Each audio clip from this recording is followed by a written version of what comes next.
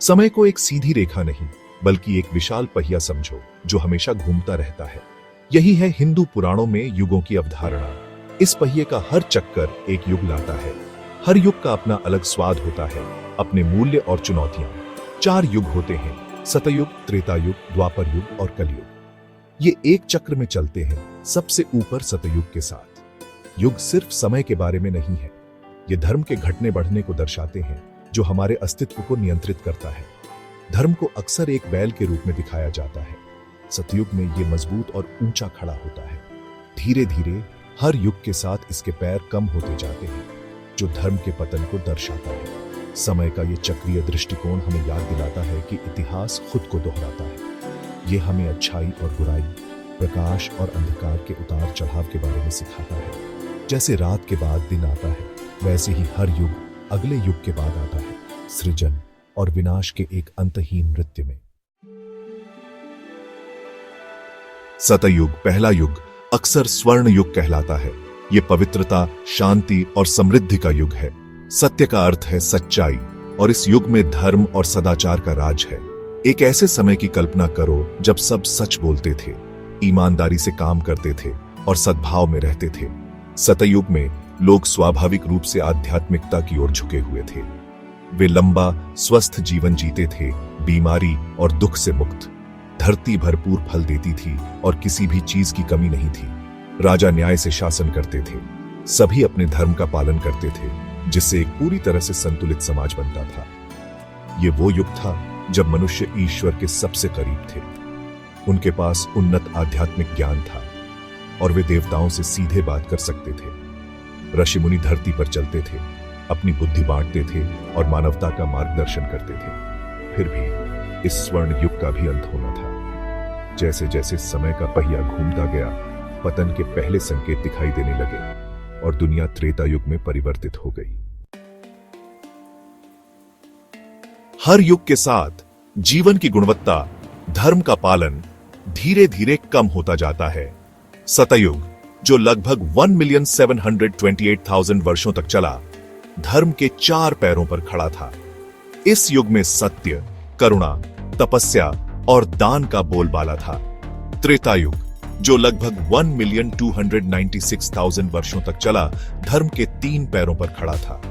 इस युग में महत्वाकांक्षा और इच्छा का उदय होता है और रामायण की घटनाएं घटित होती है। द्वापर युग, जो लगभग 864,000 वर्षों तक चला, धर्म के 2 पैरों पर खड़ा था। महाभारत के युद्ध में अर्जुन ने भगवान कृष्ण के मार्गदर्शन में अपने धनुष से महान योद्धाओं का सामना किया। भीष्म पितामह, जो अपनी प्रतिज्ञा के लिए प्रसिद्ध थे, तीरों की शैया पर लेटे हुए थे। यह द्वंद्व का युग है जहां अच्छाई और बुराई समान रूप से मेल खाते हैं। मानव जीवन और नैतिकता में और गिरावट आती है। अंत में हम कलयुग में पहुंचते हैं, जो लगभग 432,000 वर्षों तक चलेगा। धर्म अब एक पैर पर लड़खड़ा रहा है। इसे सबसे अंधकारमय युग माना जाता है, जिसकी विशेषता संघर्ष, अज्ञानता और आध्यात्मिक अंधकार है। ये भौतिकवाद का युग है, जहां लोग लालच, वासना और क्रोध से प्रेरित होते हैं। हालांकि कलयुग में भी आशा बनी रहती है। कहा जाता है कि इस युग का समापन अत्यधिक अंधकार के दौर में होगा। उसके बाद एक नई सुबह आएगी, एक नए सतयुग की शुरुआत। समय का पहिया एक बार फिर घूमेगा और चक्र दोहराया जाएगा। रामायण में वर्णित भगवान राम के आदर्श और उनके जीवन की शिक्षाएं हमें सतयुग की ओर प्रेरित करती हैं। सतयुग की कहानियां मिलना मुश्किल है। वे दूर के अतीत की फुसफुसाहट की तरह हैं, जो हमें उस समय की याद दिलाती हैं जब मानवता अपने दिव्य मूल के करीब थी। ऐसी ही एक कहानी राजा हरिश्चंद्र की है, जो अपनी अटूट सच्चाई के लिए प्रसिद्ध थे। अकल्पनीय क्षति और कठिनाई का सामना करने पर भी वह कभी धर्म के मार्ग से नहीं भटके।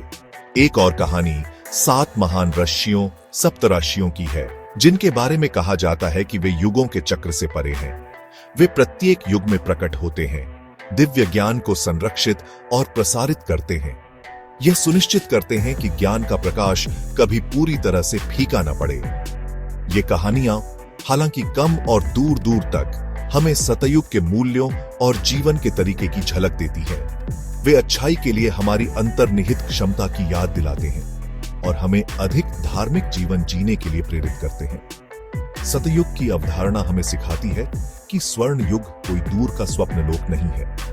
यह एक ऐसी संभावना है जो हम में से प्रत्येक के भीतर निष्क्रिय है।